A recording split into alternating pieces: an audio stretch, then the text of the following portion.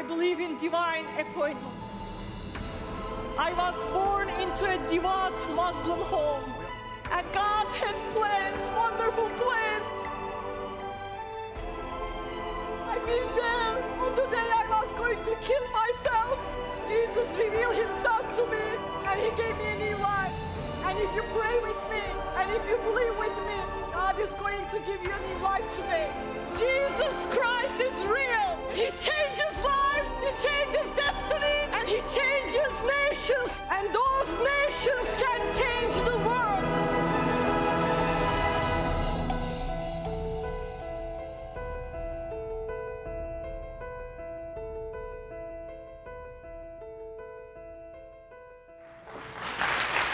We are talking about Joshua, book of Joshua, first chapter. We are talking about how to live a victorious life, how to win your battles, how to gain victory against the enemy. We are talking about God has an assignment for each and every one of you. He has a calling for your life, but there's a requirement. There's a promise, but that promise comes with a condition or conditions. And last week we talked about being obedient, one of the conditions. Another one, being dedicated, consistent and disciplined. So important. You are running a race, and it is not important how fast you run. It is important how long you run. And God wants you to run your race with a consistent speed in obedience. And God is giving some gold nuggets to Joshua here. And we talk about who Joshua is. Who is Joshua? He was Moses' right-hand man. He was Moses' helper. But helper, I told you before, is not a small thing. David called God, God is my helper. Being a helper is a big title. For any situation, if you are a side of a leader and you are that person's helper, it is a big title. So Joshua was Moses' helper. So don't take being a helper lightly, my friends. Maybe today God is calling you to be a helper to your pastor. Maybe today He is calling you to be a helper to your manager, helper to your husband.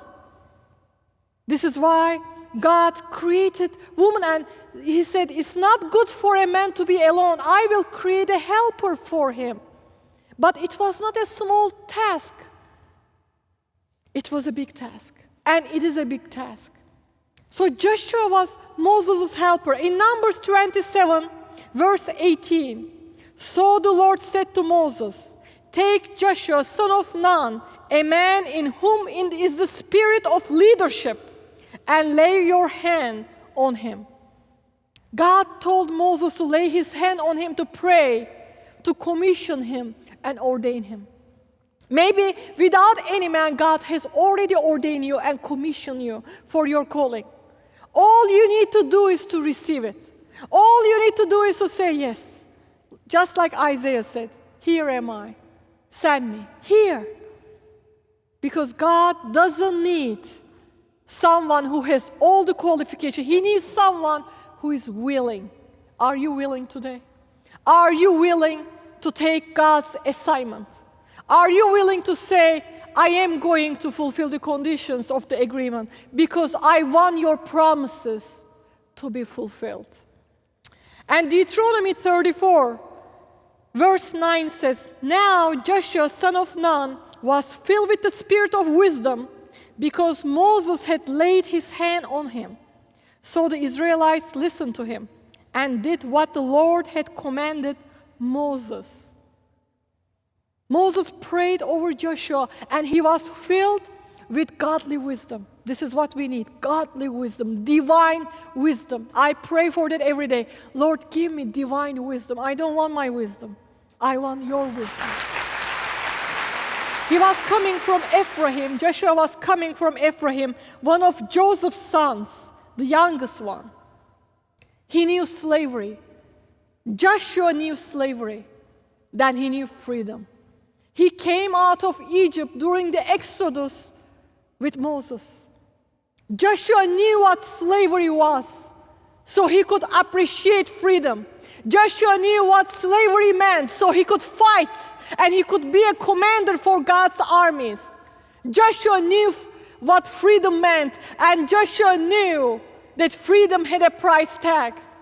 If you are under a bondage today, I can tell you, you are not living a victorious life. You need to be free. For you to be free, you need to go to Jesus. You need to go to the cross, and you need to identify your chains. You need to face your chains. You cannot be free living in denial. If you are living in denial, you are still under a bondage. The moment you say, yes, I have an alcohol problem. Yes, I have a drug addiction. Yes, I speak with cussing and cursing and everything. I have a problem in this area. Unless you face that problem, yes, I have an anger problem. Unless you face it, you cannot get rid of it. So God wants to set you free today because He has a bigger task for your lives. He doesn't want you to stay in the same place all your life. He wants you to live a victorious life. For you to live a victorious life, you need to be free. And it can happen today at this altar. At the altar, this can happen if you identify your chains and you say, you cannot fight. I told somebody recently, I said, you are trying to fight your battles with handcuffs. And I remember I was trying to fight my battles. I was a believer in Christ Jesus. I was a follower of Jesus Christ, but not wholeheartedly. And I was trying to fight my battles with handcuffs. You cannot fight your battles with handcuffs. You cannot swim. You are trying to swim, and your problems are like ocean, and you are trying to face them with handcuffs. You cannot swim with handcuffs. What you need is freedom, and that freedom comes through Jesus Christ. You need to overcome the enemy who is putting the handcuffs on you by the blood of the Lamb and by the word of your testimony. That testimony is, I am a child of God. God, I don't want these chains. I don't want to fight with these chains. I don't want to fight with these handcuffs. I don't want this in my personality. I don't want this in my life. Change me. If it takes it 100 times, I am going to come to you. I have a message for you. Living a desperate life, being desperate. If you are desperate today to change, to receive your assignment from God, it's going to happen today. I promise you. He needs desperate people. You need to get desperate people. So Joshua knew what slavery was, and he never wanted to go back to that slavery. This is why he was a fighter, just like David. He was a fighter. He was a military leader.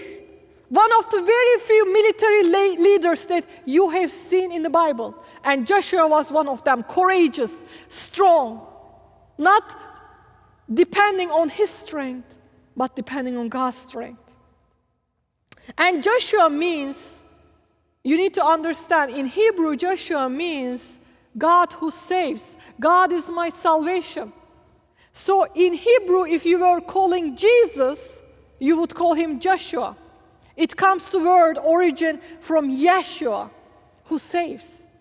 So he has so many attributes, so many qualities of Jesus in him as a leader.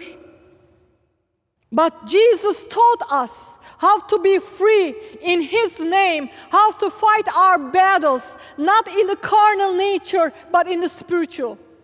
Not in the natural, but with his power. And today, God wants you to fight your battles, not with earthly weapons, but spiritual weapons. And Joshua, guess what? Has a name a book name in the Bible, Joshua, book of Joshua. One man's obedience, one man's submission, one man's dedication, discipline, changed the destiny of a nation. Brought victory. One man's commitment became a book in the Bible. And God is still writing. God is still writing. God is still writing He's writing your story. He's writing my story. And God tells him, I will give you every place that you put your feet on. Every place that you step on, Joshua, you are going to conquer it. I went to Jordan, and I went to the soil of Egypt. I went to Morocco, Turkey. I went to so many countries, and every time I stepped on a country, and I said, Lord, I want this country for you. And there's nothing wrong with that, because in book of Psalms, 2nd Psalm, verse 8 says, ask me of nations, plural, I will give them to you as your inheritance, says the Lord. Ask me. It's a command. Ask me. Ask me of nations. Ask me. You want to be obedient? Ask him. Ask him. He's a big God, and you can pray big prayers to him. He loves big prayers. Ask him. And then Joshua had to fulfill those requirements, and one of them was Joshua chapter 1, verse 8. Keep this book of the law always on your lips. Listen, this is a big scripture. This is a powerful scripture. Keep this book of the law always, always on your lips. Always. You know what is that? Proclamation. Always. There is power in proclamation. Name it and claim it is a fluff. It is not biblical. I have to tell you. Name it and claim it. It is from the enemy. It is in the flesh. You name it and claim it. This house is going to be mine. You name it and claim it. No. Proclamation is parallel to the will of God. Proclamation is completely in alignment with the word of God. There is a big difference between proclamation and declaration of his word and name it and claim it. Name it and claim it almost like a witchcraft. Listen to me. Name it and claim it because you are doing it in the flesh, not according to God's will. The moment you start speaking according to God's will is a proclamation, it's a declaration. But when you name it and claim it, it's in the flesh. It only serves you when you proclaim you are glorifying God. There's a huge difference. There's a huge day and night difference, and many Christians do name it and claim it. And it is against God's will, what they name and claim it. But when you proclaim, David against Goliath used proclamation. Listen. He started with proclamation. This is what God is telling Joshua. Speak to this. This word should be on your lips day and night. Always, always it has to be on your lips. I do proclamation in my house. That is so powerful because I am speaking the word of God to the air. This is what David did. He was a teenage boy, but he knew how to fight a battle. He started proclaiming. He said, today you come against me with sword, spear, and this and that. But today I come against you in the name of the Lord Almighty. Listen, there's power in proclamation. They overcome him by the blood of the Lamb. Who is him? The devil. Who are they? The saints, the believers of Jesus Christ. Children of God. They overcome him by the blood of the Lamb, by the word of their testimony. That is proclamation. You are King of Kings and Lord of Lords. This is what I do. I proclaim. You are the Alpha and the Omega, beginning and the end, shining morning bright star. You was, is, and is to come. You are holy. You are perfect. You are the bread of life, living water, shining morning, bright star. You are my God. You are the creator of the universe. You are invisible, infinite. You are omnipotent, omnipresent, ever-loving King, ruler of everything. You are my rock. You are my deliverer. These are all biblical. Listen, these are all in the Bible. God's names. This is proclamation. I face a struggle. Other day I was facing a struggle. I was feeling it. I was feeling a demonic attack. It was happening in my household. It was happening. I was seeing everybody in my family easily irritable. I am going to work. I am going to the ministry work. I am seeing everybody I am working with easily irritable. There is a tension in the air. Something is happening. Now I am aware of it. You know why? I am sober. I can see it. I can see what is happening that is invisible. I can see something, I can feel something is happening in the different dimension. And I start proclaiming, God, one day, every tongue will confess, every knee shall bow, Jesus Christ is the Lord. One day, hallelujah. And I start saying all these things about God, my God, to that existence. You know what happens? That sword is coming from my mouth and cutting the chains that enemy is trying to put on me. The chains of darkness that he's trying to bring on me. Like a spider web, I see him bringing this dark blanket over my husband, my kid, or my family, or my ministry. I see it. But the moment I start proclaiming the word of God, I am already fighting a battle. And I am winning it. Because I am fighting the battle, not my way, God's way. And it is proclamation. This is what God is saying. Always let my word be on your lips. Open scriptures every day, out loud. Start reading them. Every single day, I read out loud Lord's Prayer. Every single day. This is the prayer Jesus taught us to have to pray. Every single day, I read out loud Psalm 23, Psalm 27, Isaiah 61. I read them every single day. This is like my food. First thing in the morning, I proclaim the word of God. That is biblical. God wants us to proclaim. God wants us to declare. There is power in the word of God. And maybe you are facing battles and you don't even know how to pray. You can't even lift up your voice. Take the Bible, take the word of God, start declaring, the Lord is my shepherd. I want nothing else. He makes me lay down in green pastures. He leads me beside quiet waters. Start. Even though I walk through the valley of the shadow of death, I will fear no evil, for you are with me. You know what starts happening? The deliverance is coming. Do you think devil likes you proclaim the word of God? If God is for me, who can be against me? I am so loved. I am fearfully and wonderfully made. Start speaking. Reading Psalm 139. I have word of God for every situation to pray out loud. And I fight my battles with it. God is teaching Joshua, look at this. This is a military leader. And before he goes out there to fight physically, God is telling him what to do spiritually. If he was not prepared spiritually, he couldn't do it in the natural. You need supernatural to back you up first, to fight your battles in the natural. You cannot do it without supernatural. You need supernatural. And for that, you are going to use the Word of God. Proclamation is not a lip service. Its origin is faith in God's promise and His Word. It is a divine revelation. God's Word is a divine revelation. When you name and claim, listen, and you are naming and claiming and you are disobedient to God, don't expect that it's going to happen.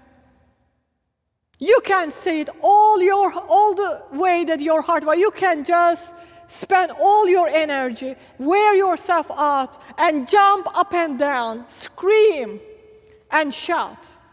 If you are not walking in obedience to God, it is not going to happen. In 1 Samuel chapter 4, 5 and 6, when the Ark of the Covenant, Lord's Covenant, came into the camp, all Israel raised such a great shout that ground shook. The ground shook. They started shouting and ground was shaking. That much Israelites start shouting. Hearing the uproar, the Philistines asked, what is all this shouting in the Hebrew camp? when they learned that the ark of the Lord had come into the camp. But next day, Israelites were defeated. You know why? Because they were walking in disobedience. Listen to me. They shouted so high, so loud that the ground shook, but they lost the battle. If you are not lining up with God's will, you are never going to have a victorious life. He's merciful. You can go 40 years in the wilderness. He will supply food. He will supply shelter. He will supply clothing to you. He's a good God.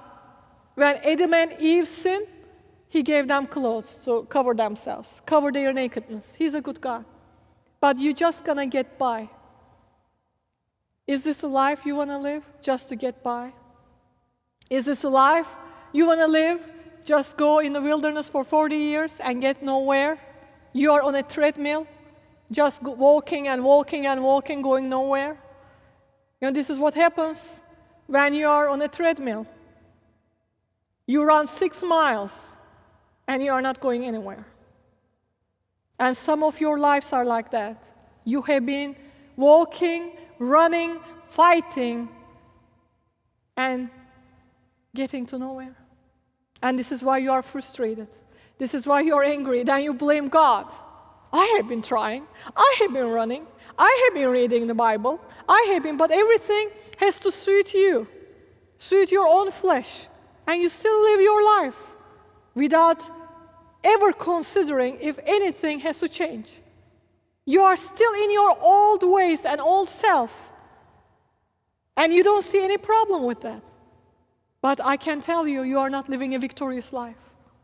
Maybe a couple of days that you are submitting to His will, yes, and then there's no consistency, there's no dedication, no commitment, getting you to nowhere. There are conditions. Ezekiel heard God's voice. God told Ezekiel in chapter 38, listen, proclamation. Then He said to me, prophesy to these bones and say to them, dry bones, hear the word of the Lord. This is what the sovereign Lord says to these bones. I will make breath enter you, and you will come to life. I will attach tendons to you and make flesh come upon you, cover your skin. I will put breath in you, and you will come to life. Then you will know that I am the Lord. Prophesy to these bones. But God is saying it. It is not an empty prophecy. It is not an empty proclamation. It is lining up with God's will. When you proclaim something, you live up to it. And you know also, faith comes through hearing the word of God. When you are speaking up, you know what is happening? You are hearing the word of God and your faith is increasing. What do you think what happens to me when I am facing all kinds of attacks? The first thing I do is going before the Lord. First thing, I am almost programmed. I condition myself. The first attack comes, He is the King of Kings and the Lord of Lords. He is the Alpha and the Omega. I start like this. The first attack comes. You know what happens? You are already halfway to the victory. Because when you exalt God, your problems are shrinking. When you exalt God, devil is shrinking. When you exalt God, when He is magnified, when He is glorified in your life, your faith is increasing all the more. This is what God told Joshua. You see, God is a good teacher. He gives you an assignment, but He gives you the ways and the methods and the strategies to fulfill that assignment.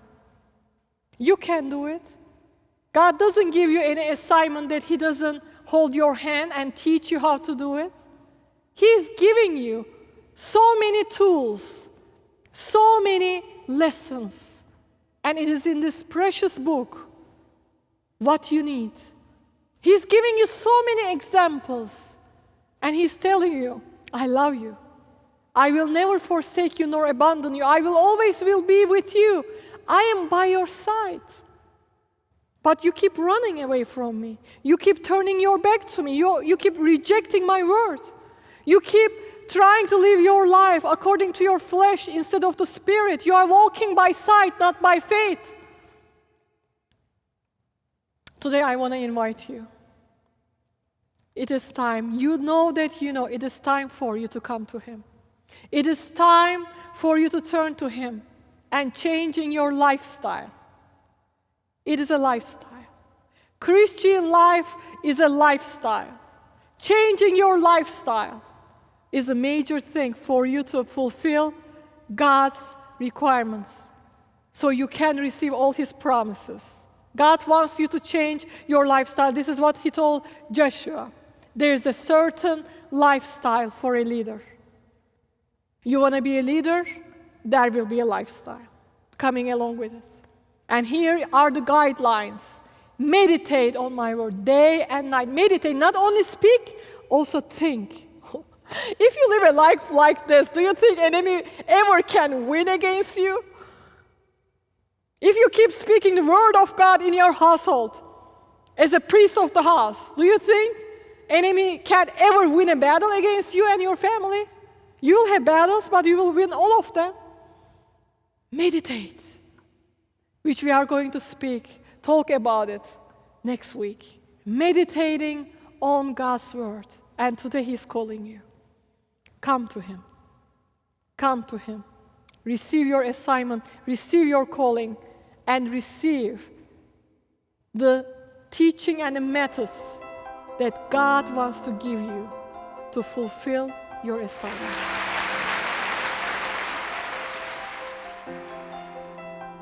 This program is made possible by Isik Abla Ministry Partners. If you are led to support our ministry, please go to our website at www.isikabla.com. There, you can make a secure, tax-deductible donation. Our vision is to proclaim the gospel of Jesus Christ with a message of salvation, freedom, and healing for the transformation of the Muslim world and bring revival to the body of Christ. We thank you for your support.